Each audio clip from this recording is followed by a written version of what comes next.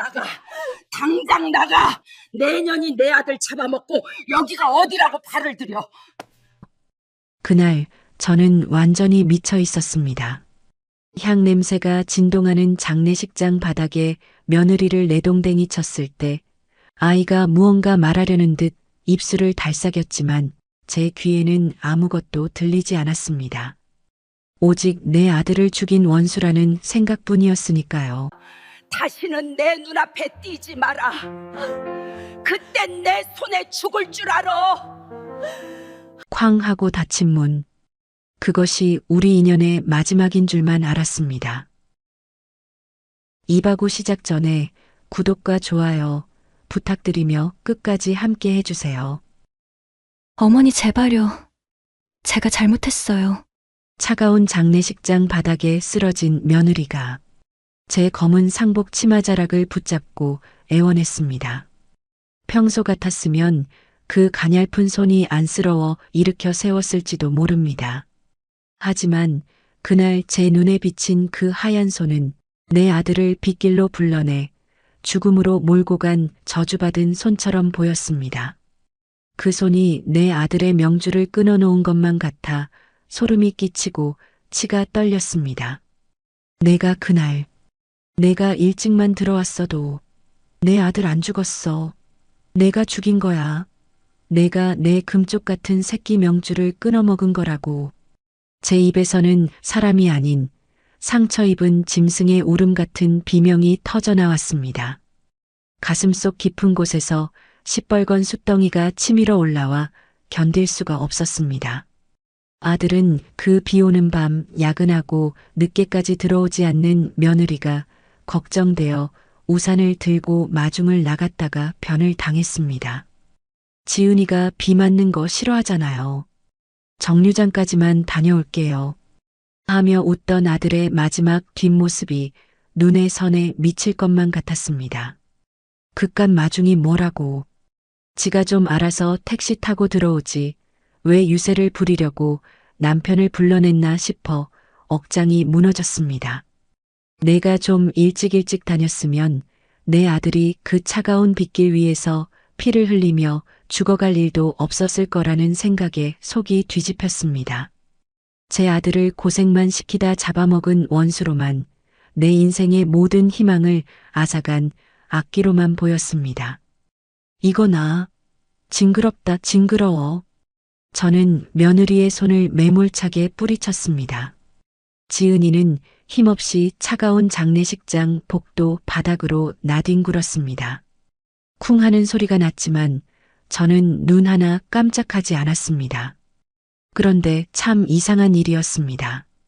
그렇게 세게 밀친 것도 아닌데 아이가 바닥을 구르면서도 본능적으로 배를 감싸주며 웅크리는 것이었습니다. 얼굴은 핏기 하나 없이 창백해서는 식은 땀을 줄줄 흘리고 있었고 입술은 파르르 떨리고 있었습니다. 마치 무언가 소중한 것을 깨뜨리지 않으려는 사람처럼 엎어지는 순간에도 바닥에 배가 닿지 않게 필사적으로 몸을 비틀었습니다. 어머니, 저 드릴 말씀이. 지은이가 고통스러운 듯 신음을 삼키며 품속에서 꼬깃꼬깃한 봉투 하나를 꺼내려 손을 떨었습니다. 하얀 봉투 끝자락이 보였지만 저는 그게 무엇인지 알고 싶지도 않았습니다. 그 꼴조차 보기 싫었습니다. 저는 그 아이의 입을 막아버리듯 고래고래 소리를 질렀습니다. 닥쳐라. 내 입에서 나오는 말은 숨소리도 듣기 싫다. 당장 내 눈앞에서 꺼져. 내 아들 뼈도 못 추렸는데 내가 감히 상주 노릇을 해? 썩 꺼지지 못해. 저는 며느리의 멱살을 잡아 질질 끌다시피 하여 장례식장 밖으로 내몰았습니다. 지은이는 반항 한 번 하지 못하고 제 손에 이끌려 밖으로 밀려났습니다. 문을 열자마자 거센 빗줄기가 사정없이 우리 두 사람을 때렸습니다. 천둥 소리가 하늘을 찢을 듯 울려 퍼졌습니다. 지은이는 신발도 제대로 신지 못한 채 차가운 아스팔트 바닥으로 넘어졌습니다. 벗겨진 슬리퍼 한 짝이 흙탕물에 섞인 빗물에 떠내려갔습니다. 집에 들어올 생각도 마라. 오늘부로 대문 비밀번호 싹 다 바꿀 거니까 내 옷가지들은 죄다 불태워버릴 테니 그리 알아. 내 집에 내 냄새 남는 것도 싫다. 사람들이 웅성거리며 혀를 찼습니다. 아무리 그래도 며느리한테 너무하는 거 아니냐. 쫓아내도 장례는 치르게 해야지. 저게 무슨 짓이야. 아들 잃은 어미 심정이 오죽하면 저러겠어. 눈이 뒤집힐 만도 하지. 사람들의 시선 따위는 중요하지 않았습니다. 누가 나를 욕하든 미친 노인네라고 손가락질하든 상관없었습니다. 내 아들이 죽었는데 체면이 무슨 소용이고 인심이 무슨 소용입니까? 저는 맨발로 빗속에 주저앉은 며느리를 향해 건물 옆 화단에 흙을 집어들었습니다. 시커먼 흙을 한 줌 쥐어 며느리의 얼굴을 향해 힘껏 뿌렸습니다. 재수 없다. 퇴. 다시는 내 앞에 나타나지 마라. 그땐 내 손에 죽을 줄 알아. 차 악마이너스. 시커먼 흙이 며느리의 젖은 머리카락과 얼굴 위로 흩뿌려졌습니다. 빗물에 흘러내린 흙탕물이 눈에 들어갔을 텐데도 지은이는 눈 한 번 깜빡이지 않고 한참이나 저를 올려다보았습니다. 저주를 퍼붓는 시어머니를 원망하는 눈빛이 아니었습니다. 그 눈은 마치 혼자 남겨질 제가 사무치게 걱정되는, 그리고 두고 가는 무언가를 지키지 못한 죄인 같은 슬프고도 깊은 눈동자였습니다. 어머니, 건강하세요. 죄송합니다. 그 아이는 빗물이 흥건한 아스팔트 바닥에 이마를 대고 큰 절을 올렸습니다. 어깨가 들썩이며 흐느끼는 소리가 빗소리에 묻혔습니다. 그리고 비틀거리는 걸음으로 배를 움켜쥔 채 어둠 속으로 사라졌습니다. 뒤도 돌아보지 않는 그 뒷모습이 어찌나 위태로워 보이던지 마치 금방이라도 쓰러질 것만 같았습니다. 빗속으로 사라지는 며느리의 작은 등 뒤로 제 모진 말들이 비수처럼 꽂혔을 것입니다. 저는 쾅 하고 장례식장 문을 닫았습니다. 가슴이 뻥 뚫린 듯 시원해야 하는데 이상하게도 심장이 난도질 당한 것처럼 아팠습니다. 다리에 힘이 풀려 그 자리에 주저앉고 말았습니다. 젖은 상복에서 비릿한 물 냄새가 훅 끼쳐왔습니다. 아이고, 내 새끼, 불쌍한 내 새끼. 아들의 영정사진을 끌어안고 저는 짐승처럼 울부짖었습니다. 차가운 유리 액자에 뺨을 비비며 아들의 이름을 부르고 또 불렀습니다. 며느리를 내쫓으면 아들이 돌아올 줄 알았나 봅니다. 며느리 탓을 하면 이 지옥 같은 고통이 조금은 줄어들 줄 알았나 봅니다. 하지만 남은 건 차가운 빗소리와 제 울음소리, 그리고 텅 빈 가슴뿐이었습니다. 그날 밤 저는 꿈을 꾸었습니다. 비에 젖은 아들이 대문 앞에 서서 울고 있었습니다. 그런데 아들 곁에 희뿌연 안개 같은 것이 아들의 바짓단을 꼭 잡고 있었습니다. 아들이 저를 보며 애타게 불렀습니다. 어머니, 문 좀 열어주세요. 제발. 저는 꿈에서조차 대문을 열어주지 못했습니다. 며느리가 다시 들어올까봐, 그 불길한 기운이 다시 집안을 망칠까봐 무서워서 문고리를 잡고 벌벌 떨었습니다. 아들의 애원에도 저는 끝내 외면하고 말았습니다. 그렇게 3년이라는 시간이 흘렀습니다. 저는 스스로를 감옥에 가뒀습니다. 아들의 방은 그날 그대로 먼지 하나 건드리지 않고 두었습니다. 책상 위에 놓인 읽다 만 책도, 옷걸이에 걸린 냄새 배인 점퍼도 그대로였습니다. 밥상에는 여전히 숟가락 2개를 놓았습니다. 아들이 좋아하던 김치찌개를 끓여놓고 빈 의자를 보며 혼잣말을 했습니다. 아들, 밥 먹어라. 오늘은 간이 잘 맞네. 식사 때가 되면 저는 밥상을 차려 아들의 방문 앞에 놓았습니다. 밥 한 그릇, 아들이 좋아하던 계란찜, 그리고 김이 모락모락 나는 국. 그렇게 한참을 기다리다 음식이 차갑게 식어버리면 그제야 제가 차린 밥을 먹을 아들이 이제 없다는 사실을 깨닫고는 했습니다. 그러면 밥알이 모래알처럼 껄끄러워 목구멍으로 넘어가질 않았습니다. 이웃들은 저를 미친 노인네, 독한 노인네라고 불렀습니다. 아들 잡아먹은 며느리 내쫓고 혼자 고고하게 성을 쌓고 산다고들 했습니다. 동네 참견쟁이 박 여사가 하루는 보다 못해 저희 집 대문을 두드렸습니다. 형님, 문 좀 열어봐요. 언제까지 이렇게 살 거예요? 벌써 3년이에요, 3년. 저는 굳게 닫힌 문 안에서 대꾸도 하지 않았습니다. 3년? 제게는 30년 같은 시간이었습니다. 3년이 아니라 300년이 흐른들 제 가슴에 박힌 대못이 빠질 리 없었습니다.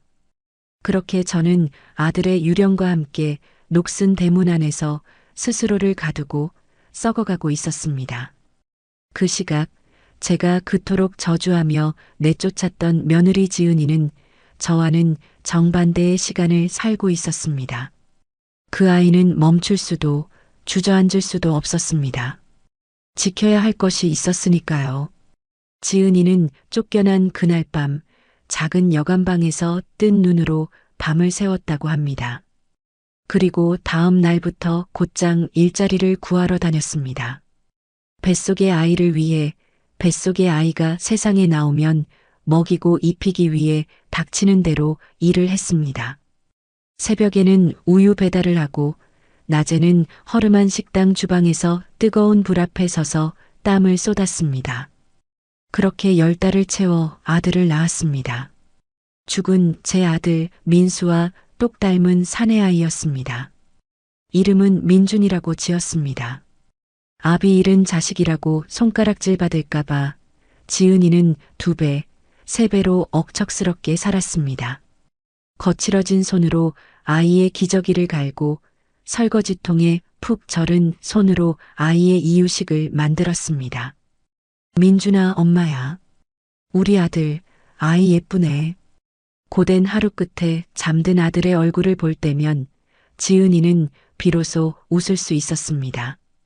죽은 남편이 제 아들이 남기고 간 유일한 흔적이자 살아갈 이유였습니다. 그렇게 3년. 아이는 무럭무럭 자라 어느덧 3살이 되었습니다. 엄마, 엄마 하며 따르는 아이를 보면 힘든 것도 잊을 수 있었습니다. 하지만 하늘도 무심하시지. 홀로 아이를 키우는 그 가여운 것에게 또 한 번의 시련을 주려고 하셨나 봅니다. 어느 날부터인가 지은이는 주방에서 일하다 말고 갑자기 눈앞이 핑 도는 어지럼증을 느끼기 시작했습니다. 처음에는 그저 피곤해서 그런가 보다, 잠을 못 자서 그런가 보다 하고 대수롭지 않게 넘겼습니다. 약국에서 빈혈약이나 사다 먹으면 괜찮아지겠지 하고 생각했습니다. 병원 갈 시간도 돈도 없었으니까요. 하지만 증상은 점점 심해졌습니다.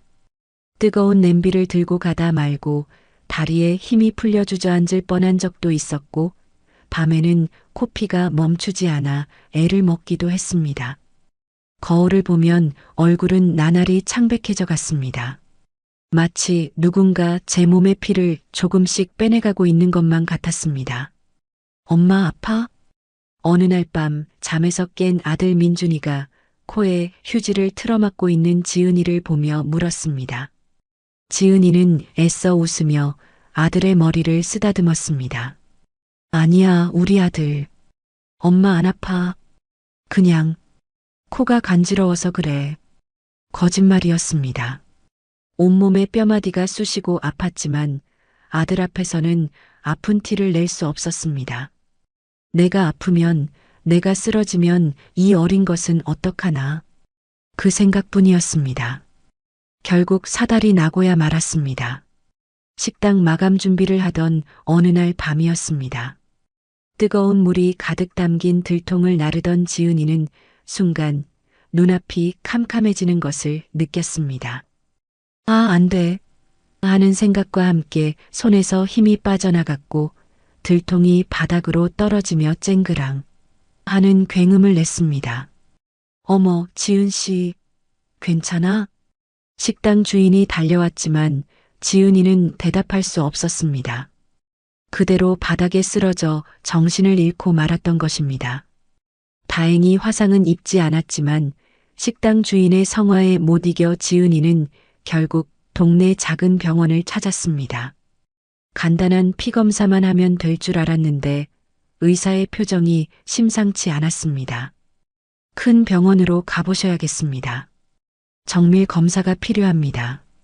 불길한 예감은 틀리는 법이 없었습니다. 대학병원에서 몇 날 며칠에 걸친 검사를 받은 끝에 지은이는 의사 앞에 앉았습니다. 창밖은 아직 대낮인데 진료실 안은 유난히 어둡고 차갑게 느껴졌습니다. 저기, 보호자분은 안 오셨나요? 의사의 조심스러운 물음에 지은이는 힘없이 고개를 저었습니다. 보호자, 없어요. 저 혼자예요. 의사는 잠시 뜸을 들이다 무거운 입을 열었습니다. 지은이가 알아들을 수 없는 어려운 의학 용어들이 오고 갔습니다. 그리고 마지막 한마디. 그 한마디가 지은이의 세상 전체를 무너뜨렸습니다. 위암입니다. 상태가 좋지 않습니다. 당장 입원해서 치료 시작해야 합니다. 그 뒤로 의사가 무슨 말을 했는지 하나도 들리지 않았습니다. 귀에서 윙마이너스 하는 이명이 들리고 세상이 빙글빙글 돌았습니다. 백혈병?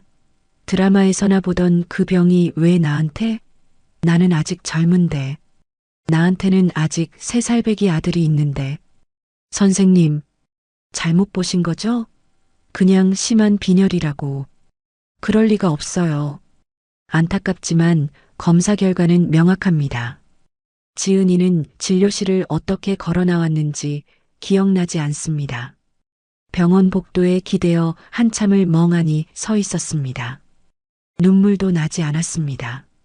너무 큰 충격 앞에서는 눈물조차 얼어붙는다는 것을 그때 처음 알았습니다. 위암. 그 낯설고 무서운 단어가 제 며느리 지은이의 삶을 송두리째 뒤흔들어 놓았습니다. 병원 복도 의자에 힘없이 주저앉은 지은이의 손에는 구겨진 진단서가 들려 있었습니다. 창밖에는 3년 전 그날처럼 빗줄기가 추적추적 내리고 있었습니다. 마치 하늘도 지은이의 기구한 운명을 슬퍼하며 우는 것만 같았습니다. 왜 하필 나일까? 내가 무슨 큰 죄를 지었다고. 하늘을 원망할 힘조차 없었습니다. 지은이의 머릿속에는 오직 하나, 병실 침대에 뉘어놓을 수도, 차가운 수술실 밖에서 기다리게 할 수도 없는 3살배기 아들, 민준이 생각뿐이었습니다.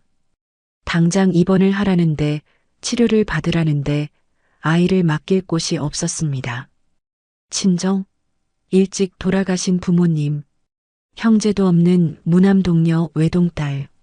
지은이에게는 정말이지 세상 천지에 의지할 피부치 하나 없었습니다. 지은이는 병원을 나와 무작정 걸었습니다. 비를 맞는 줄도 몰랐습니다. 한참을 걷다 보니 발길이 닿은 곳은 낡은 십자가가 걸린 어느 보육원 앞이었습니다. 녹슨 철문 너머로 아이들의 웃음소리가 들려왔습니다. 누군가에게 버려지거나 맡겨진 아이들. 지은이는 철창을 붙잡고 한참을 서서 안을 들여다보았습니다. 우리 민준이도 여기에 맡겨야 할까? 생각만 해도 가슴이 찢어지는 것 같았습니다. 내 목숨보다 소중한 내 새끼를 엄마 아빠도 없는 고아원에 맡겨야 한다니. 다른 아이들 틈에 섞여 눈칫밥을 먹고 밤마다 엄마를 찾으며 울다 지쳐 잠들 민준이를 생각하니 숨이 막혀왔습니다. 안 돼. 절대로 안 돼. 지은이는 고개를 세차게 저었습니다. 차라리 내가 죽는 한이 있어도 내 아이를 그런 곳에 보낼 수는 없었습니다. 하지만 현실은 냉혹했습니다. 당장 내일이라도 쓰러질지 모르는 몸으로 아이를 돌볼 수는 없었습니다. 수술대에 오르면 살아서 내려온다는 보장도 없었습니다. 만약 수술 중에 잘못되기라도 한다면 민준이는 영영 고아가 되는 것입니다. 그때였습니다. 며칠 전 민준이가 무심코 했던 말이 떠올랐습니다. 엄마, 나는 할머니 없어? 유치원 친구들은 다 할머니 있는데. 그 말에 지은이는 가슴이 철렁 내려앉았었습니다. 민준이는 할머니가 멀리 계셔. 아주 멀리. 그렇게 둘러대고 말았지만 아이의 눈에 서린 실망감을 지울 수는 없었습니다. 그래, 할머니가 있었지. 지은이의 기억 속에 있는 시어머니는 호랑이보다 무서운 사람이었습니다. 내 아들 잡아먹은 년이라며 흙을 뿌리고 임신한 몸을 빗속으로 내쫓았던 매정한 사람이었습니다. 3년이 지난 지금이라고 달라졌을까요? 연락하면 또다시 저주를 퍼붓고 전화를 끊어버릴지도 몰랐습니다. 아니, 어쩌면 잘됐다, 천벌받았다며 비웃을지도 모를 일이었습니다. 하지만 지은이에게는 선택의 여지가 없었습니다. 자신이 죽고 나면 민준이에게 남는 유일한 핏줄은 할머니뿐이었습니다. 아무리 모진 시어머니라도 죽은 아들의 핏줄인 손자를 외면하지는 않을 거라는 신락 같은 희망. 그것이 지은이가 잡을 수 있는 마지막 동아줄이었습니다. 어머님, 제발 한 번만 제 이야기를 들어주세요. 지은이는 떨리는 손으로 휴대폰을 쥐었습니다. 저장된 이름 시어머니. 그 네 글자가 그토록 무겁고 두렵게 느껴질 수가 없었습니다. 한편 그 시각 저는 깊은 잠에 빠져 있었습니다. 3년 동안 편안하게 잠든 날이 하루도 없었는데 그날따라 이상하게도 깊고 생생한 꿈을 꾸었습니다. 꿈속에서 저는 옛날 우리 집 마당에 서 있었습니다. 햇살이 따사롭게 내리쬐는 봄날이었습니다. 빨랫줄에는 하얀 옥양목 이불보가 바람에 펄럭이고 있었고 장독대 옆에는 노란 개나리가 흐드러지게 피어 있었습니다. 어머니, 그때 대문 밖에서 익숙하고 그리운 목소리가 들렸습니다. 죽은 아들 민수였습니다. 저는 맨발로 뛰어나갔습니다. 민수야, 내 새끼. 대문을 활짝 열자 그곳에는 환하게 웃고 있는 아들이 서 있었습니다. 3년 전 장례식 영정 사진 속 그 모습 그대로 조금도 변하지 않은 젊고 건강한 모습이었습니다. 그런데 아들의 품에 무언가가 안겨 있었습니다. 하얀 포대기에 쌓인 조그만 아기였습니다. 어머니, 인사하세요. 제 아들이에요. 아들이 수줍게 웃으며 아기를 제게 내밀었습니다. 저는 얼떨결에 아기를 받아 안았습니다. 포대기 속에서 새근새근 잠든 아기의 얼굴은 놀랍게도 죽은 아들의 어릴 적 모습과 판박이었습니다. 오똑한 코, 긴 속눈썹, 그리고 입가에 살짝 패인 보조개까지. 어머나, 세상에, 어쩜 이렇게 너를 쏙 빼닮았니? 저는 감격에 겨워 아기의 볼을 쓰다듬었습니다.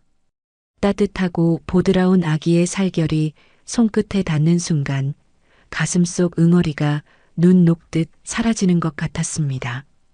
아기는 제 손길에 배시시 웃음을 터뜨렸습니다. 그 맑은 웃음소리가 마당 가득 울려 퍼졌습니다.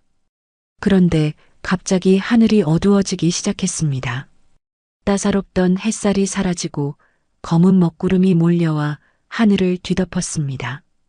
순식간에 차가운 비바람이 몰아치기 시작했습니다.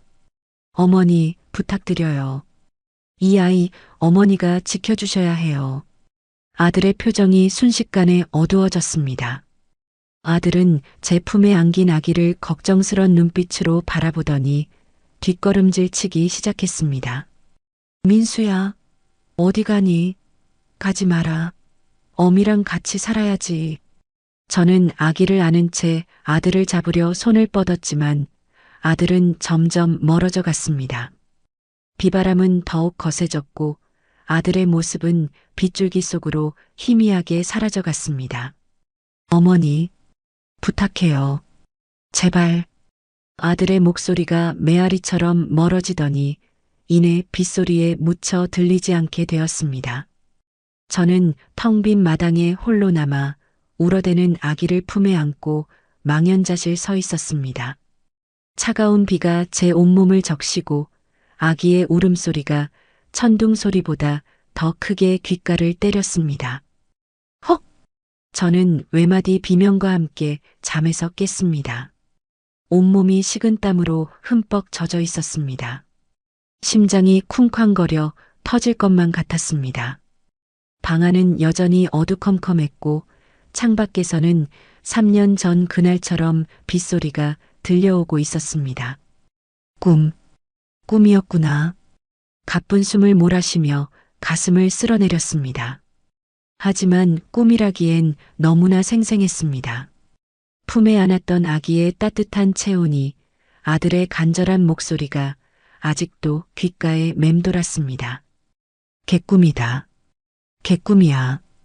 애써 부정하며 다시 잠을 청하려 했지만 도저히 잠이 오지 않았습니다. 자꾸만 꿈속의 아기가 눈앞에 아른거렸습니다. 죽은 아들이 왜 하필 아기를 안고 나타나서 부탁한다는 말을 했을까? 도대체 무슨 의미일까? 불안한 예감이 스멀스멀 피어올랐습니다. 저는 자리에서 일어나 부엌으로 향했습니다. 냉수라도 한 잔 마시면 진정이 될까 싶어서였습니다. 떨리는 손으로 냉장고 문을 열고 물병을 꺼내려는데 갑자기 거실 전화기가 요란하게 울리기 시작했습니다. 새벽 2시. 이 시간에 전화가 올 리가 없었습니다. 잘못 걸려온 전화겠지 하고 무시하려 했습니다. 하지만 전화벨 소리는 끊어지지 않고 계속해서 집안을 울렸습니다. 마치 저를 부르는 누군가의 절박한 외침 같았습니다. 저는 홀린 듯 전화기 앞으로 다가갔습니다. 수화기를 들까 말까 망설였습니다. 3년 동안 세상과의 소통을 끊고 살았는데 이 전화를 받으면 무언가가 깨져버릴 것만 같았습니다. 하지만 꿈속 아들의 목소리가 귓가에 겹쳐 들려왔습니다. 어머니, 부탁해요. 저는 저도 모르게 수화기를 집어들었습니다. 손이 덜덜 떨리고 있었습니다. 침을 꿀꺽 삼키며 조심스럽게 귀에 가져다 댔습니다. 여보세요? 수화기 너머에서는 한동안 아무 말도 들리지 않았습니다. 그저 거친 숨소리와 미세한 흐느낌만이 들려올 뿐이었습니다. 누구세요? 말씀하세요. 제가 다시 한번 묻자 그제야 건너편에서 아주 작고 떨리는 목소리가 들려왔습니다. 3년이라는 세월이 흘렀지만 저는 단번에 알아들을 수 있었습니다. 잊으려야 잊을 수 없었던 제 아들의 마지막을 함께했던 그 목소리. 어머니, 저예요. 지은이. 심장이 덜컥 내려앉는 것 같았습니다. 3년 만에 듣는 며느리의 목소리. 그런데 그 목소리가 예전과는 달랐습니다. 원망이나 분노가 서린 목소리가 아니었습니다. 물기 어린 금방이라도 끊어질 듯 위태로운 목소리였습니다. 어머니, 죄송해요. 정말 죄송해요. 그런데 저 어머니밖에 없어서 염치 없는 거 알지만 제발. 지은이는 말을 잇지 못하고 울음을 터뜨렸습니다. 수화기를 통해 전해져 오는 그 울음소리가 제 가슴을 쿡쿡 찔러왔습니다. 꿈속에서 들었던 아기의 울음소리와 며느리의 울음소리가 묘하게 겹쳐지며 제 머릿속을 하얗게 만들었습니다. 저는 아무 말도 할 수 없었습니다.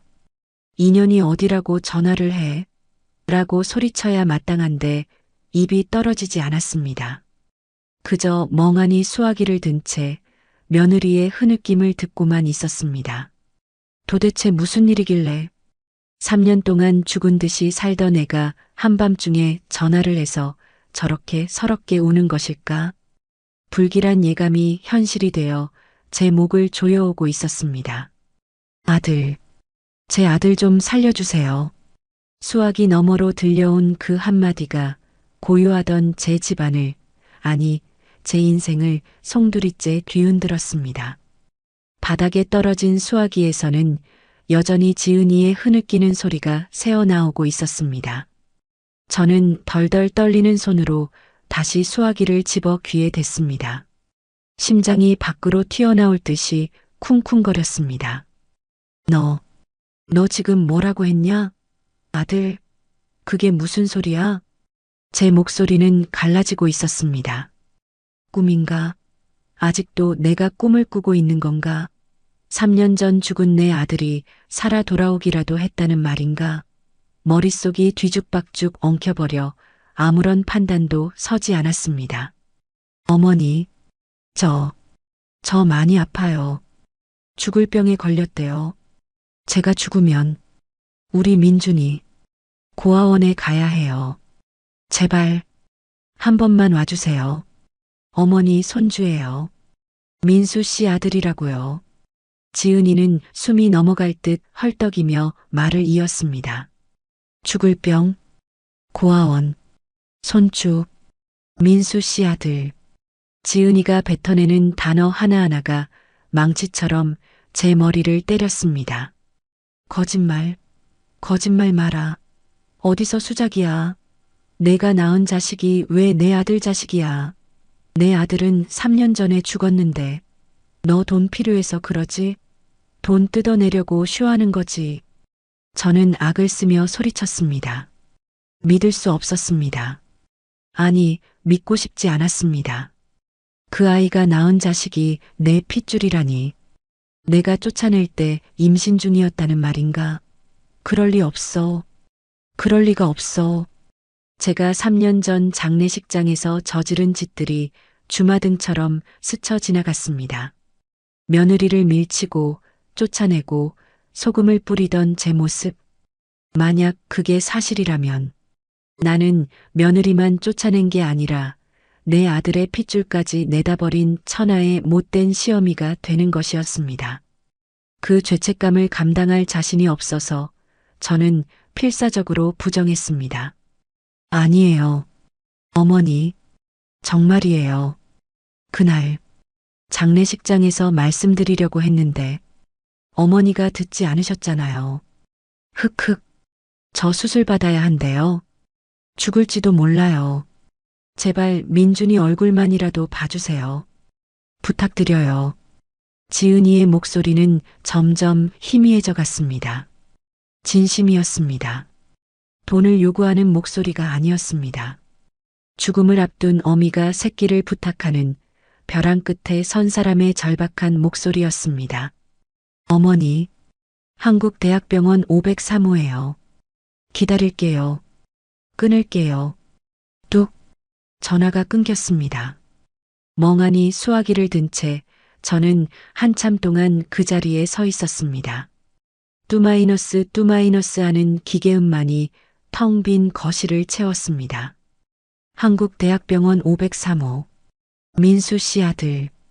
입안에서 그 말이 뱅뱅 돌았습니다. 다리에 힘이 풀려 주저앉고 말았습니다. 식은땀이 비 오듯 흘러내렸습니다. 설마 진짜일까?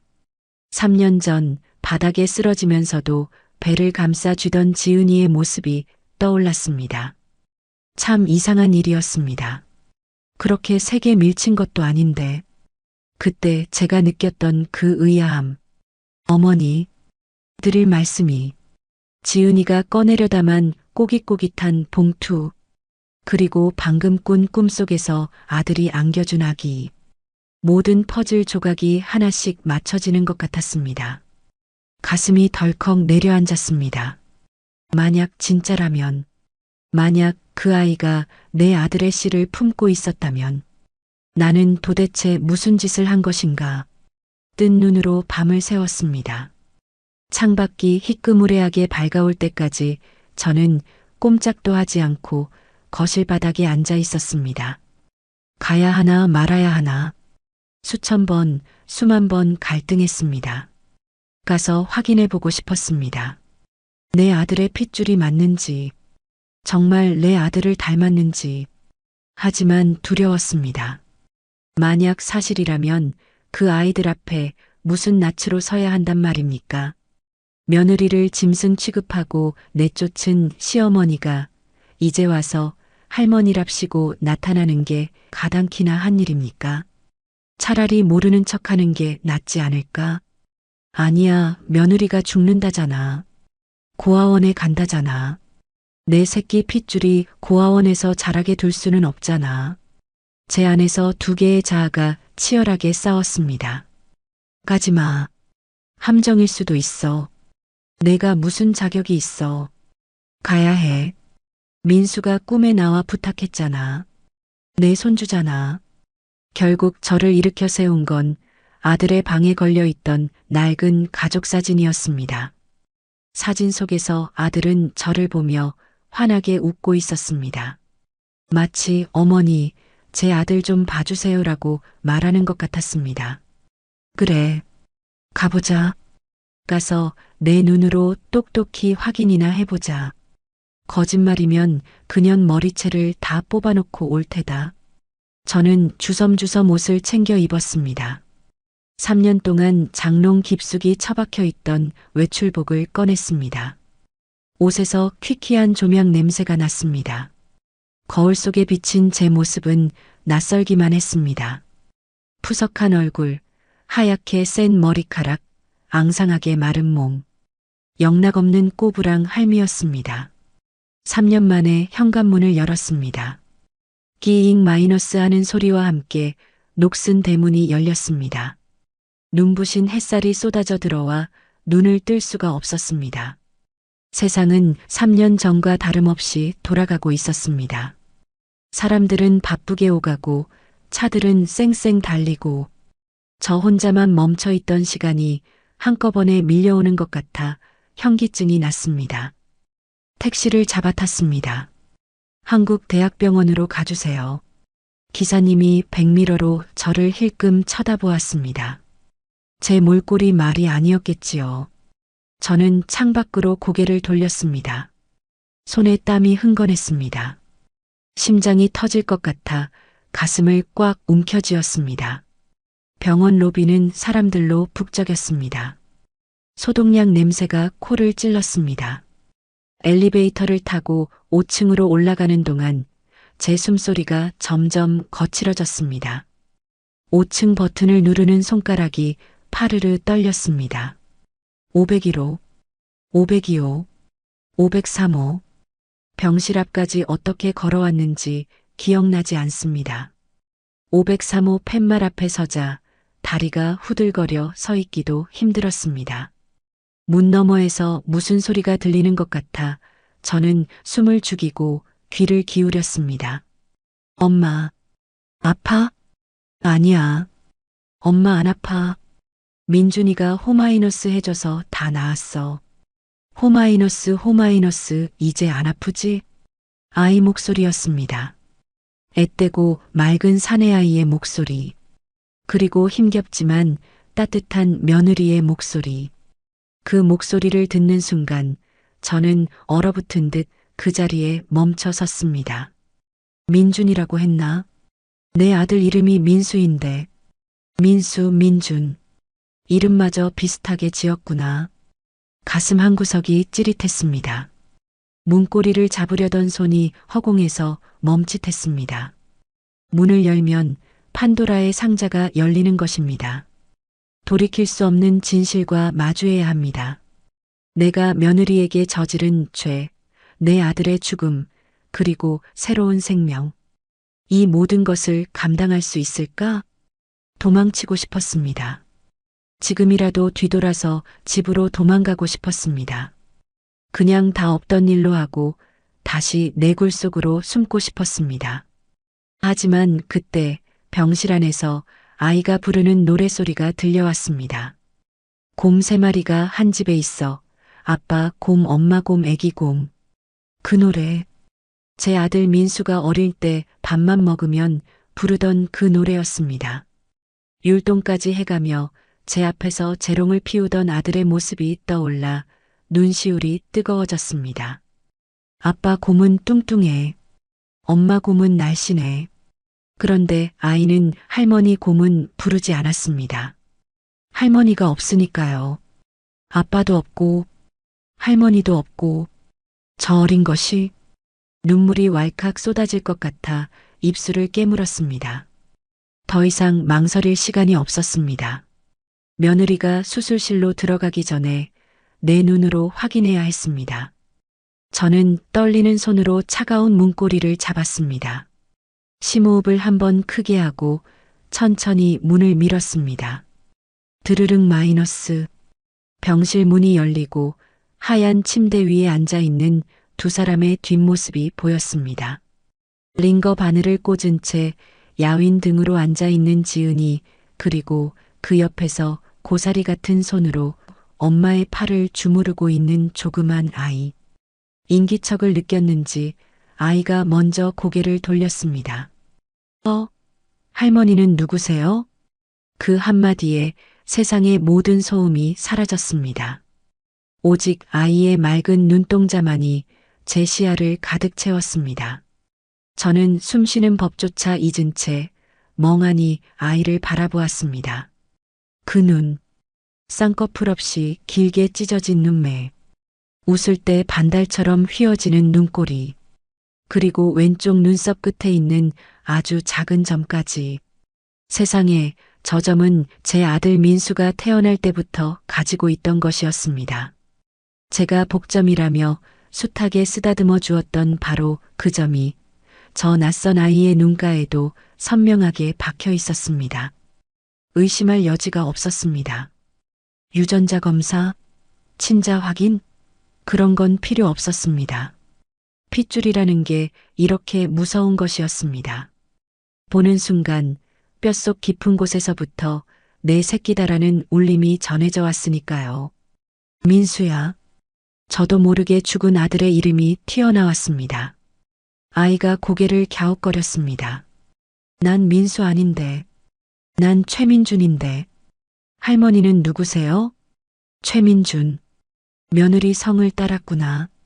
아비 없는 자식이라 제 성을 못 따르고 어미 성을 따랐구나.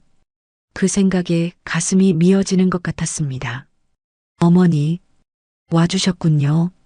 정말 감사합니다. 정말. 침대에 힘없이 기대어 있던 지은이가 몸을 일으키려 애쓰며 말했습니다. 3년 만에 가까이서 본 며느리의 얼굴은 처참했습니다. 핏기라고는 찾아볼 수 없는 창백한 피부, 앙상하게 마른 손목. 3년 전 제 손에 이끌려 빗속으로 내쫓기던 그날보다 더 위태로워 보였습니다. 저는 떨리는 다리를 겨우 움직여 침대 곁으로 다가갔습니다. 아이가 낯선 할머니의 접근에 겁을 먹었는지 지은이의 등 뒤로 숨으며 저를 빤히 쳐다보았습니다. 이 아이가 정말 내 손주란 말이냐? 목소리가 덜덜 떨려 제대로 나오지 않았습니다. 지은이는 눈물을 훔치며 고개를 끄덕였습니다. 네, 민수 씨 아이예요. 쫓겨나던 날 임신 8주였어요. 말씀드리고 싶었는데 어머니가 너무 화가 나셔서 미련한 년, 곰 같은 년. 그렇다고 말을 안 해? 뱃속에 애가 있다고 살려달라고 악이라도 썼어야지. 그랬으면 내가 차마 말을 잇지 못했습니다. 그랬으면 내가 안 쫓아냈을까? 짐승처럼 날뛰던 그때의 내가 며느리의 말을 믿어주기나 했을까? 어디서 씨를 받아와서 뒤집어 씌우냐며 더 모진 말을 퍼부었을지도 모릅니다. 제 자신이 끔찍하게 느껴졌습니다. 죄송해요, 어머니. 제가 부족해서 혼자 키우려고 했는데 저 이렇게 돼서 정말 면목이 없어요.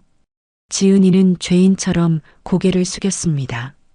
죽을 병에 걸려놓고도 시어머니에게 짐을 지우는 게 미안해서 어쩔 줄 몰라 하는 그 착한 심성에 가슴이 욱신거렸습니다. 그때 아이가 지은이의 옷자락을 잡아당기며 물었습니다. 엄마, 왜 울어? 이 할머니가 엄마 혼냈어? 나쁜 할머니야? 아이는 저를 향해 잔뜩 경계심 어린 눈빛을 보냈습니다. 작은 주먹을 꽉 쥐고 엄마를 지키려는 듯 앞을 가로막는 모습이 어릴 적 제 아들 민수가 동네 형들한테 맞고 온 저를 보며 씩씩거리던 모습과 겹쳐 보였습니다.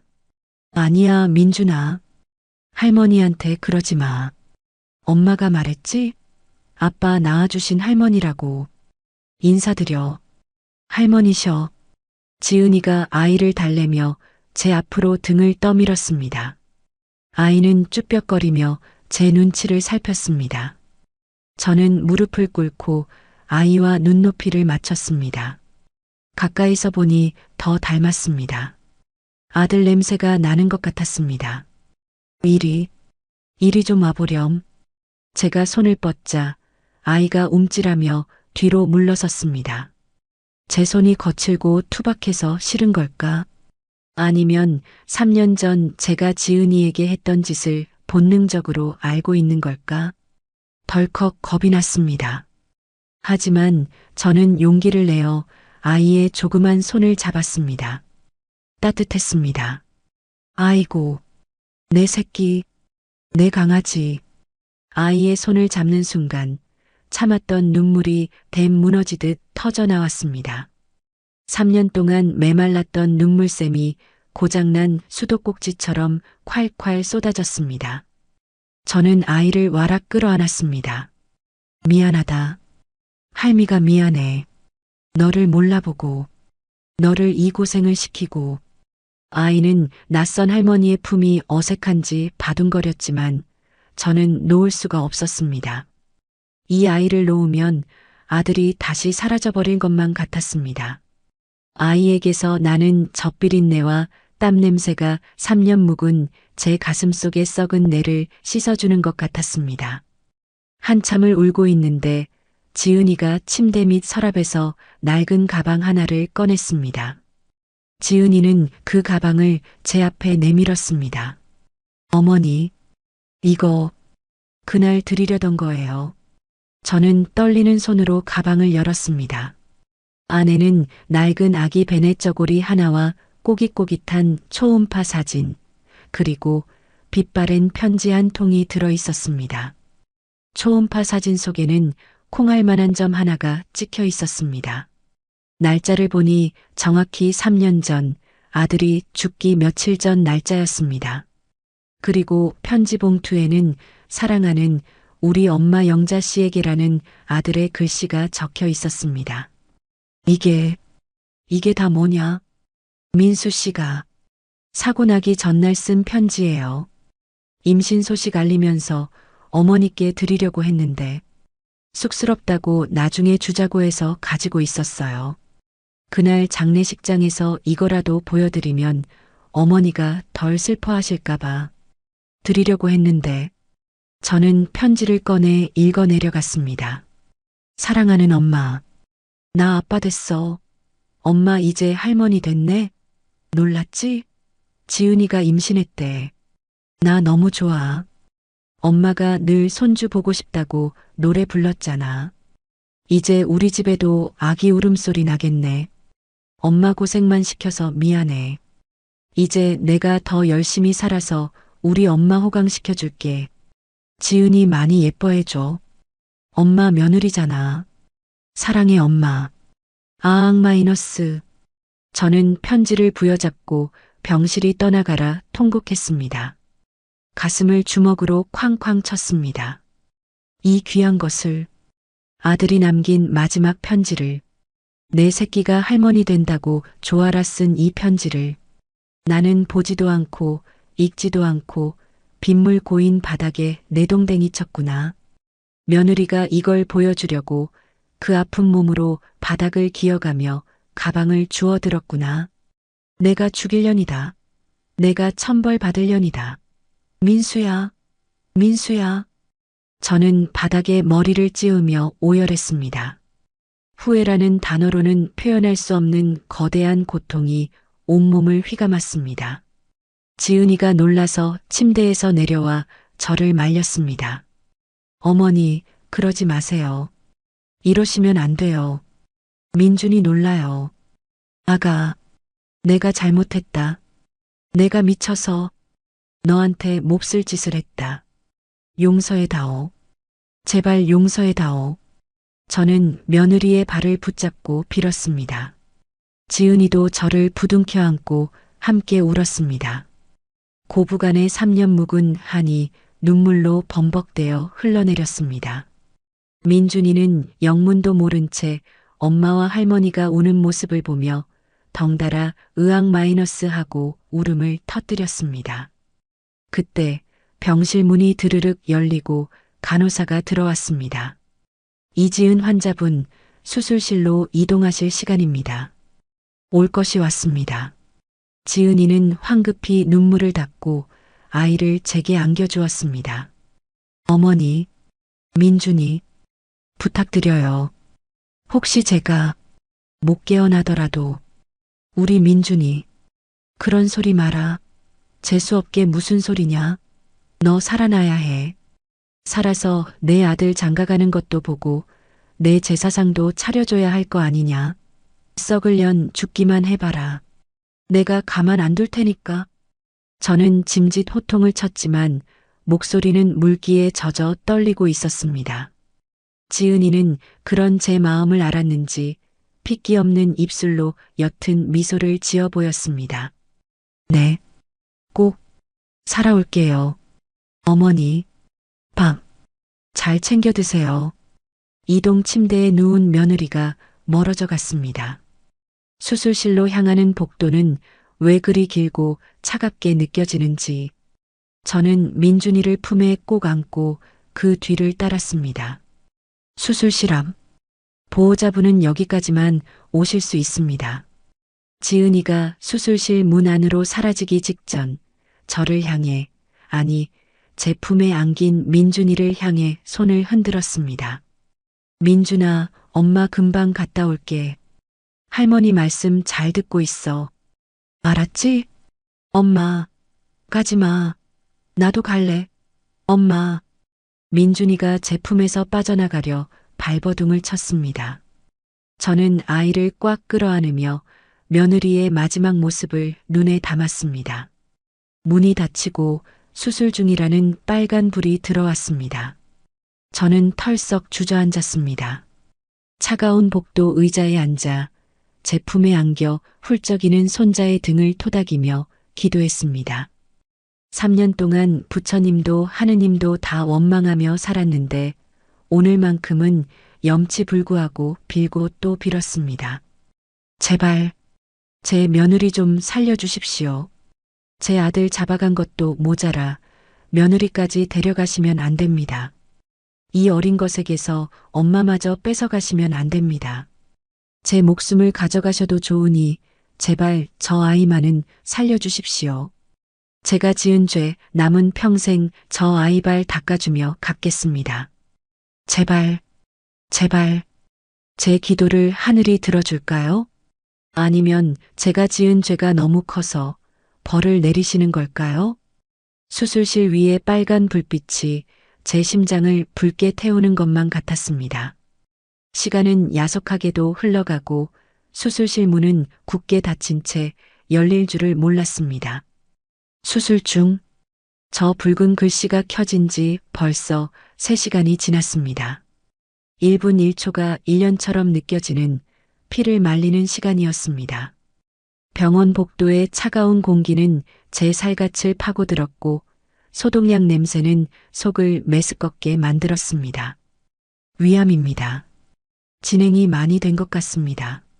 수술 전 의사가 했던 말이 귓가에 맴돌아 미칠 것만 같았습니다. 3년 동안 지은이는 그 고된 식당 일을 하면서도 물마른 밥 한 술 제대로 넘기지 못했을 겁니다.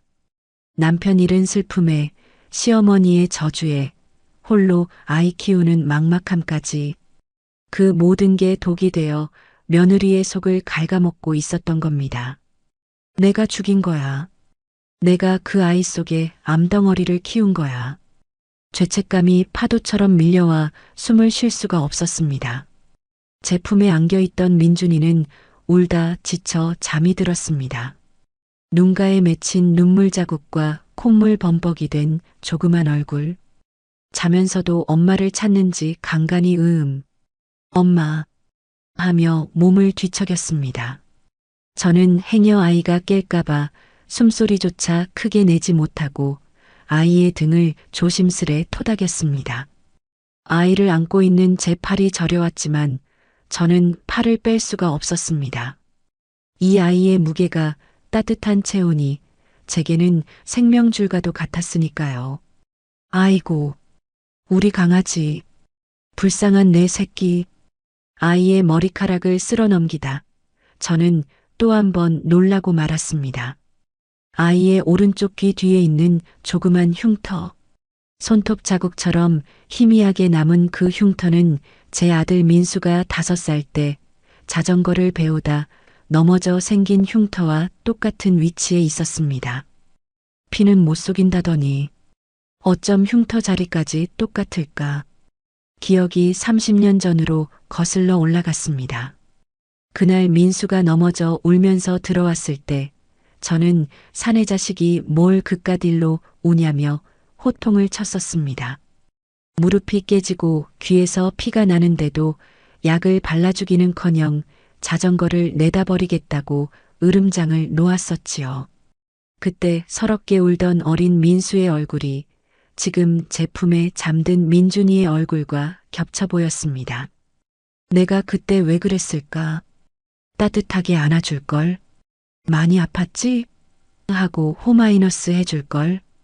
그때는 사는 게 너무 팍팍해서 남편 없이 아들 혼자 키우는 게 너무 버거워서 제 자식한테 따뜻한 말 한마디 제대로 못 해줬습니다. 강하게 키워야 한다며 아비 없는 자식 소리 안 듣게 해야 한다며 모질게만 굴었습니다. 그게 사랑인 줄 알았습니다. 하지만 이제 와서 보니 그건 그저 제 삶의 고단함을 어린 아들에게 화풀이한 것에 불과했습니다. 아들에게 못해준 것들이 가슴에 사무쳐 저는 잠든 민준이의 볼에 가만히 제 뺨을 비벼보았습니다. 보들보들한 살결에서 나는 달큰한 냄새. 아들이 어릴 때 맡았던 바로 그 냄새였습니다. 할머니. 아이가 잠결에 저를 불렀습니다. 할머니. 그 한마디가 제 심장을 쿵 하고 울렸습니다. 3년 전 제가 며느리의 뱃속에 있는 줄도 모르고 내다버렸던 아이가 저를 할머니라고 불러주고 있었습니다. 그래, 할미 여기 있다. 걱정 마라. 엄마 금방 나올 거야. 저는 아이를 더 꼭 끌어안았습니다. 그때 수술실 문이 벌컥 열리고 파란 수술복을 입은 간호사가 다급하게 뛰쳐나왔습니다. 제 심장이 철렁 내려앉았습니다. 저기요, 간호사 선생님, 어떻게 됐습니까? 우리 며느리, 괜찮은 겁니까? 저는 아이를 안은 채 벌떡 일어나 간호사를 붙잡았습니다. 간호사는 저를 쳐다보지도 않고 혈액팩이 든 아이스박스를 든 채 다시 수술실로 뛰어들어갔습니다.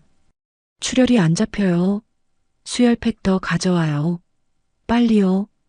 쾅 마이너스하고 다시 닫힌 문. 출혈이 안 잡힌다니? 피가 모자라다니? 다리에 힘이 풀려 그 자리에 다시 주저앉고 말았습니다. 등줄기에 식은땀이 흘렀습니다. 위를 절제하는 큰 수술이라 위험하다곤 했지만 이렇게까지 다급할 줄은 몰랐습니다. 만약 지은이가 잘못되면 이 아이는 어떡하나. 3년 동안 엄마 혼자 억척스럽게 키운 아이입니다. 아빠 얼굴도 모르는 아이에게 엄마마저 없어진다면 이 아이가 감당해야 할 세상의 무게가 얼마나 무거울지 상상조차 되지 않았습니다. 안 돼. 절대로 안 돼. 저는 두 손을 모아쥐고 빌었습니다. 3년 전 제가 며느리에게 쏟아부었던 저주들이 화살이 되어 돌아오는 것만 같았습니다. 내 아들 잡아먹은 년 내 눈앞에 띄지 마라. 죽을 줄 알아. 제가 뱉은 그 독한 말들이 씨가 되어 며느리의 위장을 헐게 만들고 암덩어리를 키우고 이제는 목숨까지 위협하고 있는 것 같아 두려웠습니다. 부처님, 하나님, 제가 잘못했습니다. 제 입이 방정이었습니다. 제가 죽일 년입니다. 제발 그 말들 다 취소해 주세요. 제가 뱉은 저주 다 저한테 돌려주시고 제발 제 며느리만 살려주세요. 저는 바닥에 머리를 찌우며 참회했습니다. 3년 동안 쌓아 올린 제 자존심, 아집, 도끼. 그 모든 것이 며느리의 목숨 앞에서는 아무짝에도 쓸모없는 쓰레기였습니다. 그때 잠에서 깬 민준이가 눈을 비비며 일어났습니다. 할머니, 엄마 아직 안 왔어? 아이의 목소리가 떨리고 있었습니다.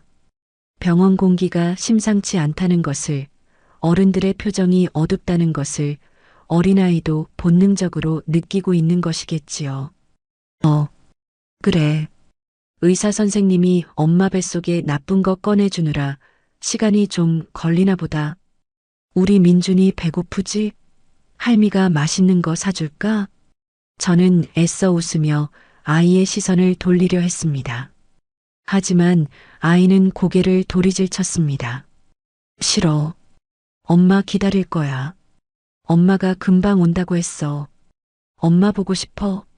민준이의 눈에 그렁그렁 눈물이 고였습니다. 그러더니 이내 엄마 하고 울음을 터뜨렸습니다. 병원 복도가 아이의 울음소리로 가득 찼습니다. 지나가던 사람들이 안타까운 눈빛으로 쳐다보았습니다. 저는 아이를 달랠 수가 없었습니다. 저도 같이 울고 싶었으니까요. 아니, 이미 제 눈에서도 눈물이 줄줄 흐르고 있었습니다. 엄마 곰은 날씬해. 으앙. 아빠 곰은 뚱뚱해. 흑흑. 아이가 울면서 노래를 부르기 시작했습니다. 엄마가 가르쳐준 노래. 무서울 때나 슬플 때 부르라고 가르쳐준 노래였을까요? 엉엉 울면서도 씩씩하게 노래를 부르려는 아이의 모습이 너무나 애처로워 제 가슴이 찢어지는 것 같았습니다.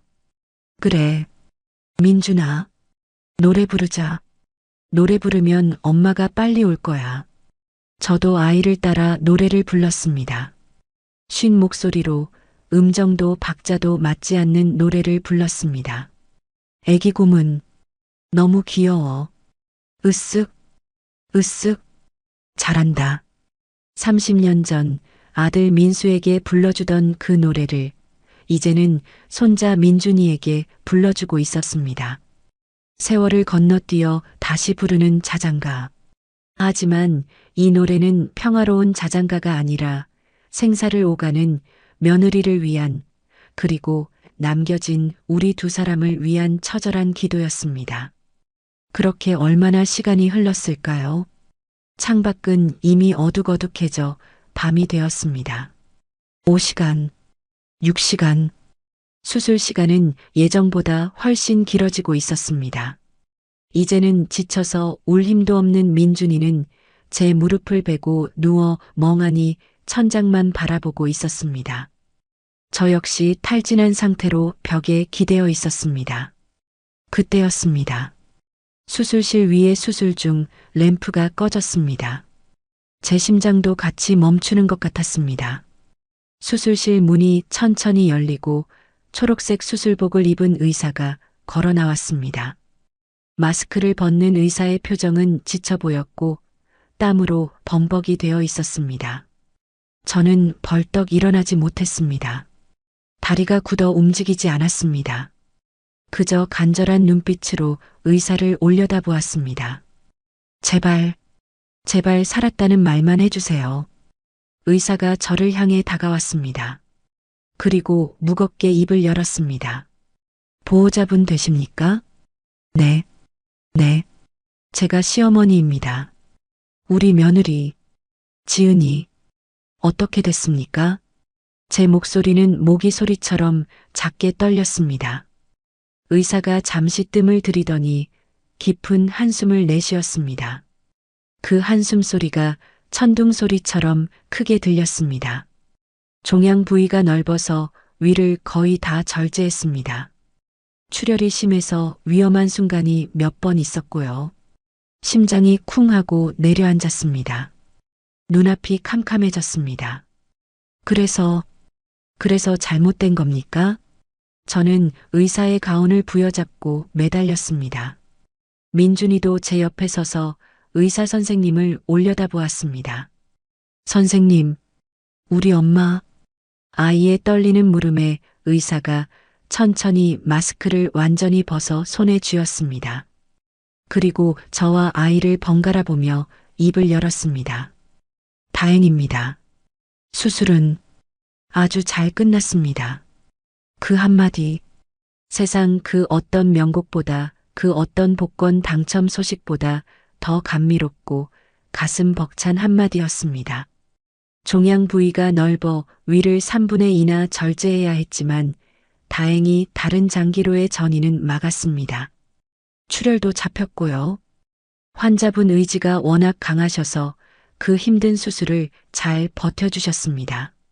아이고, 선생님, 감사합니다. 정말 감사합니다. 저는 의사의 두 손을 덥석 잡고 허리를 90도로 굽혀 인사를 했습니다. 다리에 힘이 풀려 바닥에 주저앉을 뻔한 것을 간신히 정신력으로 버텼습니다. 옆에 있던 민준이도 뭔지 잘은 모르지만 할머니가 고마워하는 것을 보고는 따라 배꼽 인사를 했습니다. 감사합니다. 우리 엄마 고쳐주셔서 감사합니다. 의사가 빙그레 웃으며 아이의 머리를 쓰다듬어 주었습니다. 그래, 엄마가 민준이 보고 싶어서 힘내신 거야. 이제 회복실로 옮길 건데 마취 깨려면 시간이 좀 걸릴 겁니다. 중환자실에서 하루 경과 지켜보고 일반 병실로 옮길 테니 너무 걱정 마세요. 의사가 떠나고 난 뒤 저는 그 자리에 털썩 주저앉아 엉엉 울었습니다. 이번에는 슬픔의 눈물이 아니라 안도와 감사의 눈물이었습니다. 살았구나. 내 며느리가 살았어. 내 손주 엄마가 살았어. 할머니, 이제 엄마 안 아파? 민준이가 제 눈물을 고사리 같은 손으로 닦아주며 물었습니다. 저는 아이를 와락 끌어안고 볼에 뽀뽀 세례를 퍼부었습니다. 그래, 안 아파. 이제 엄마 다 나았어. 우리 민준이가 노래 불러줘서 엄마가 힘냈나 보다. 아이고, 내 새끼. 장하다, 장해. 중환자실 면회 시간은 짧게 정해져 있었습니다. 면회복으로 갈아입고 들어선 중환자실은 기계 소리만 가득한 삭막한 곳이었습니다. B- 하는 규칙적인 기계음, 곳곳에 꽂힌 링거줄과 산소호흡기, 그 한가운데에 지은이가 누워 있었습니다. 수술 전보다 더 창백하고 야윈 모습으로 입에는 기도 삽관을 한 채 힘겨운 숨을 몰아쉬고 있는 며느리. 그 모습을 보는 순간 억장이 무너져 내리는 것 같았습니다. 저는 떨리는 손으로 지은이의 손을 잡았습니다. 얼음장처럼 차가운 손, 거칠어진 마디마디마다 고된 식당 일의 흔적이 굳은 살로 박여 있었습니다. 3년 전 곱디곱던 그 손이 이렇게 망가질 동안 저는 따뜻한 밥 한 끼, 따뜻한 말 한마디 건네지 않았습니다. 아가, 지은아, 불러도 대답 없는 며느리의 귓가에 대고 저는 3년 동안 가슴속에 묻어두었던, 아니 차마 인정하기 싫어 외면했던 말들을 토해냈습니다. 미안하다. 정말 미안하다. 이 못난 시어미가 죄인이다.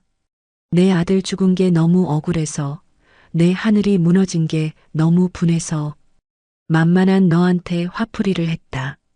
내 속이 문드러지는 줄도 모르고 내 몸에 암덩어리가 자라는 줄도 모르고 내가 너를 죽음으로 내몰았구나. 눈물이 지은이의 손등 위로 뚝뚝 떨어졌습니다. 그런데도 이 모진 시어미한테 아들 핏줄 살려달라고 전화해주고 우리 민준이 이렇게 예쁘게 키워줘서 고맙다. 정말 고맙다. 내가 죽어서 민수놈을 어떻게 보나 했는데 이제 내 덕분에 낯짝이라도 들게 생겼다. 제 눈물 때문이었을까요? 아니면 3년 묵은 제 진심이 닿은 것일까요? 지은이의 눈가에서 눈물 한 방울이 주르륵 흘러내려 베개를 적셨습니다. 의식은 없어도 다 듣고 있는 게 분명했습니다. 일어나라. 얼른 일어나서 나한테 욕이라도 해라. 시어머니가 되어서 해준 게 뭐 있냐고 대들기라도 해라. 다 받아주마. 내가 하라는 대로 다 하마. 제발 눈만 뜨거라. 면회 시간이 끝나 간호사에게 쫓겨나듯 나왔습니다. 대기실 의자에 앉아 밤을 새웠습니다. 민준이는 제 무릎을 베고 잠이 들었습니다. 저는 잠든 아이의 등에 덮어준 제 카디건을 여며주며 뜬 눈으로 밤을 지새웠습니다. 창밖으로 동이 터오는 것을 보며 다짐하고 또 다짐했습니다.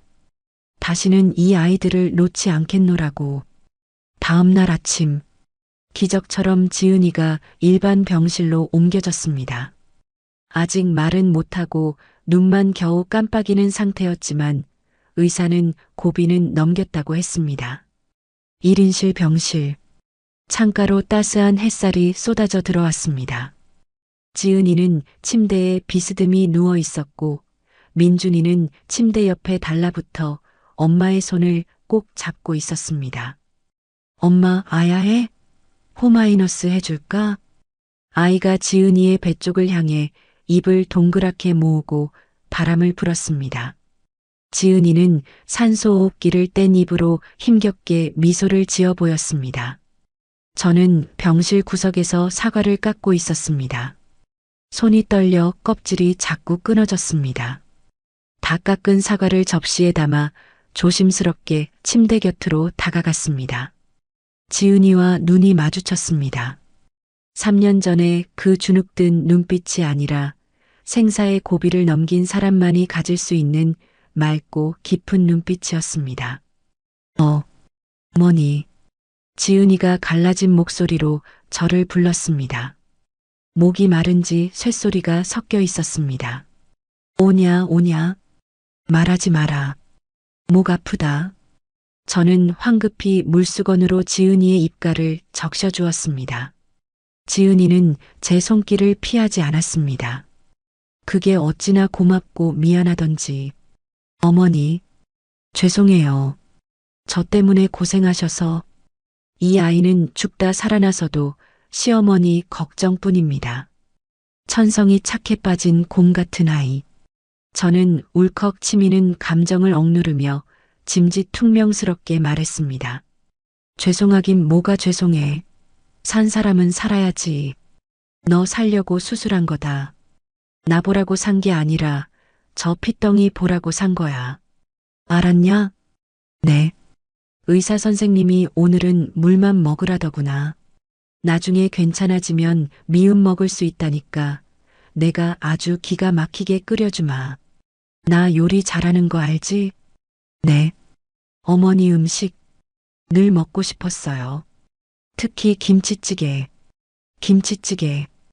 그 단어에 제 가슴이 철렁했습니다. 3년 전 죽은 아들이 좋아하던 김치찌개. 지은이도 그걸 알고 있었을 텐데 굳이 그 음식을 말한 건 저를 용서하겠다는, 아니, 과거의 상처를 덮고 넘어가겠다는 뜻이었을까요? 그래. 김치찌개. 푹 끓여주마.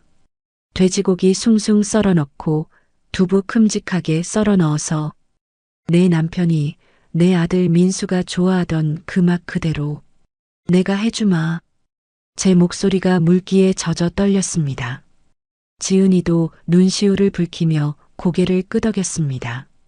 우리는 서로 알 수 있었습니다. 그 김치찌개라는 단어 하나로 우리 사이에 놓여있던 3년의 원망과 오해의 강을 건넜다는 것을요. 그때 민준이가 배가 고픈지 칭얼거렸습니다. 할머니, 나 배고파. 밥 줘. 오냐 오냐 우리 강아지. 할미랑 매점 가서 맛있는 거 사올까?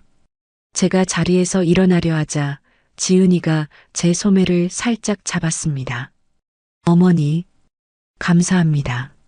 민준이 받아주셔서 저는 지은이의 손을 따뜻하게 감싸쥐었습니다. 거칠어진 그 손등을 어루만지며 제 인생에서 가장 진심 어린 고백을 했습니다. 아니다. 내가 고맙다. 살아줘서 고맙고, 내 손주 지켜줘서 고맙고, 무엇보다 나 같은 늙은이한테 다시 어머니라고 불러줘서 정말 고맙다. 이제 너는 내 며느리 아니다. 지은이의 눈이 동그랗게 커졌습니다. 네. 이제 너는 내 딸이다. 며느리는 남의 집 식구지만 딸은 내 식구지. 아픈 딸년 수발드는 게 어미 목 아니겠냐. 다 나을 때까지, 아니 다 낫고 나서도 내가 너 끼고 살 거다. 싫다고 해도 소용없다.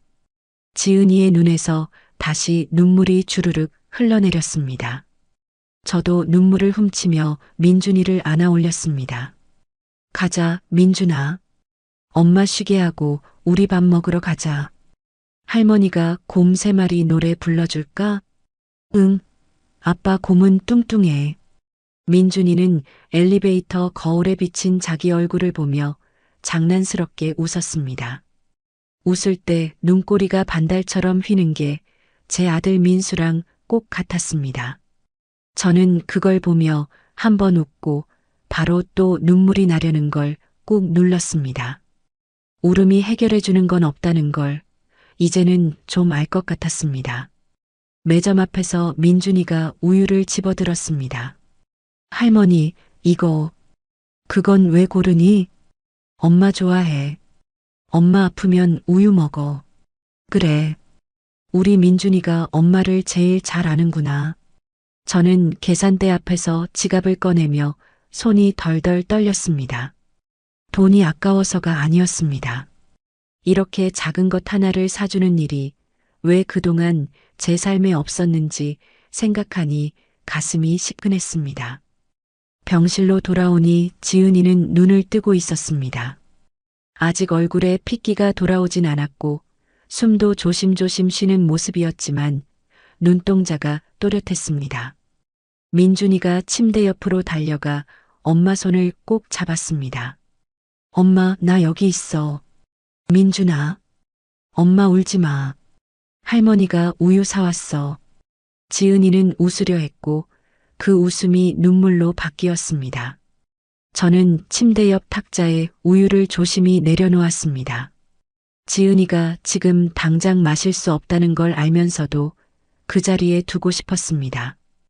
아이 마음이 거기 있었고 제 마음도 거기 있었으니까요. 어머니, 말하지 마라. 목 아프다. 죄송. 그 말도 하지 마라.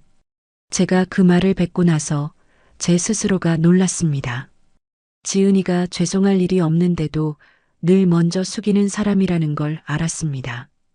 그러니 이제부터는 그 습관을 제가 끊어줘야 했습니다.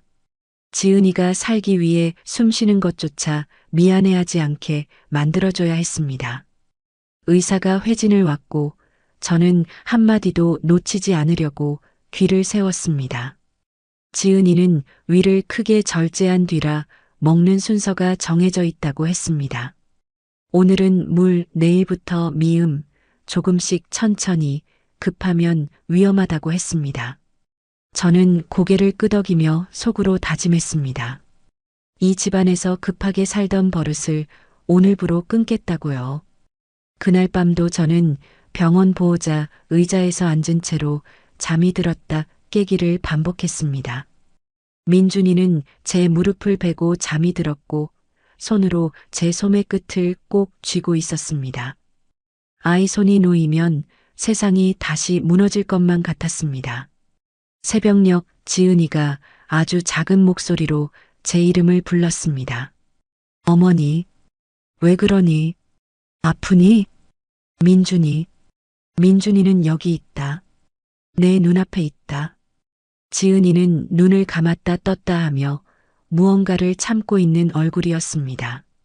아픈데도 참는 얼굴, 미안해서 참는 얼굴, 버티느라 굳어진 얼굴. 그 얼굴이 제 가슴을 후벼 팠습니다.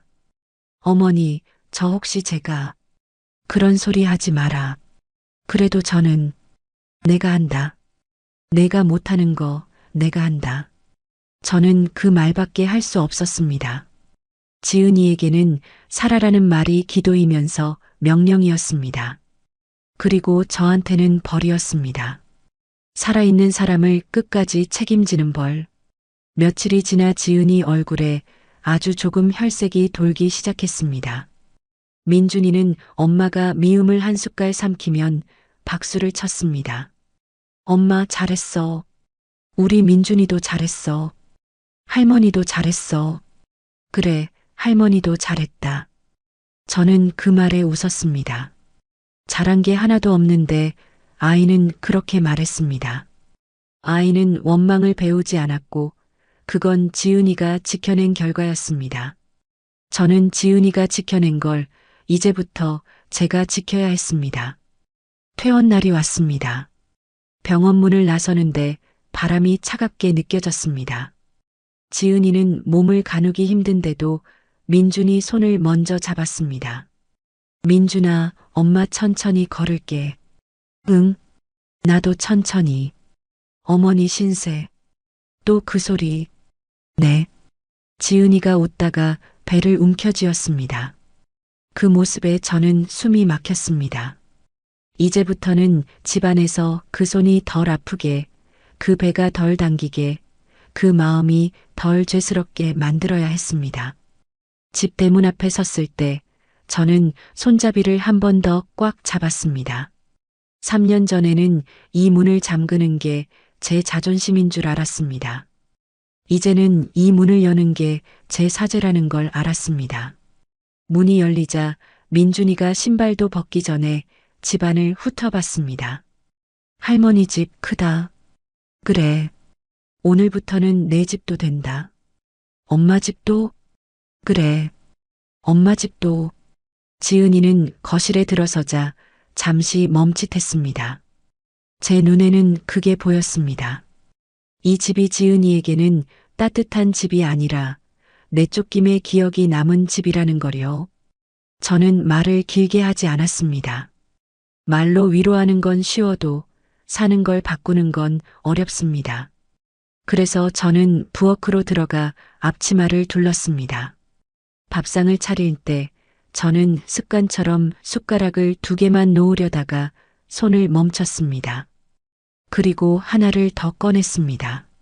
숟가락 3개가 나란히 놓이는 순간 제 목이 꽉 막혔습니다.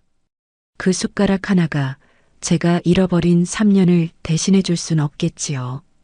그래도 오늘부터는 달라질 수 있다는 약속은 되었습니다. 민준이가 제 옆에 앉았습니다. 할머니, 밥 먹기 전에 뭐 해야 돼? 뭐 해야 되니? 손? 그래. 손 씻자. 손 씻고 돌아온 민준이가 제 흉내를 내며 2 손을 모았습니다. 잘 먹겠습니다. 그래, 잘 먹자. 지은이 앞에는 미음이 올라갔고 저는 숟가락을 아주 작게 떠서 조심스럽게 내밀었습니다. 많이 먹지 말고 한 숟갈씩만. 네, 어머니. 지은아. 네. 고맙다는 말은 천천히 해도 된다. 오늘은 그냥 먹어라. 네. 지은이는 미움을 삼키고 눈을 감았습니다. 아픈지, 고마운지, 무서운지 그 눈감음 하나에 모든 게 섞여 있는 얼굴이었습니다. 저는 그 얼굴을 보며 속으로 말했습니다. 다시는 너 혼자 버티게 하지 않겠다고요. 저는 밥상을 다시 한번 바라봤습니다. 숟가락 3개가 그대로 놓여 있었습니다. 그 숟가락 하나가 제게는 벌이었습니다. 그리고 동시에 제 삶을 다시 사람답게 만드는 시작이었습니다. 오늘의 이바구는 여기까지입니다. 끝까지 함께 해주셔서 감사드리며 구독과 좋아요 눌러주시면 놀라운 인생 사연들을 누구보다 먼저 무료로 만나보실 수 있습니다.